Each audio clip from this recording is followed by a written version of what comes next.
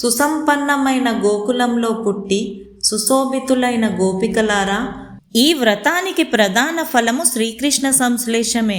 అయినా దీనిని చేయటానికి అనుమతించిన వారికి కూడా ఫలితం కలుగుతుంది. బలిచక్రవర్తి నుండి 3 అడుగుల దానాన్ని పొందిన శ్రీకృష్ణ పరమాత్మ అత్యంత ఆనందాన్ని పొంది ఆకాశమంత ఎత్తుకెదిగి 3 లోకాలను కొలిచాడు.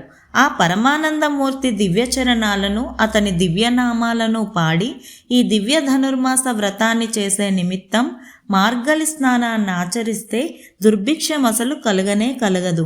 నెలకు 3 వర్షాలు కురుస్తాయి. పంటలన్నీ త్రివిక్రముని వలె ఆకాశమంత ఎత్తుకెదిగి ఫలిస్తాయి. పంట చేల మధ్యనున్న నీటిలో పెరిగిన చేపలు తుల్లి పడుతూ ఆనంద సమృద్ధిని సూచిస్తాయి. ఆ నీటిలో విరిసిన కలువలను చేరిన భ్రమరాలు అందలి మకరందాన్ని గ్రోలి మత్తుగా నిద్రిస్తాయి. ఇవన్నీ సమృద్ధికి సంకేతాలే. ఇక పాలు పిదుక గోవుల పొదుగులను తాకగానే కలసాలు నిండునట్లు క్షీరధారలు అవిరళంగా నిరంతరంగా కురుస్తాయి. ఇలా తరగని మహాద్వైశ్వర్యంతో లోకమంతా నిండిపోతుంది. కావున వ్రతాన్ని చేద్దాం రమ్మని సకులందరినీ పిలుస్తుంది గోదాదేవి.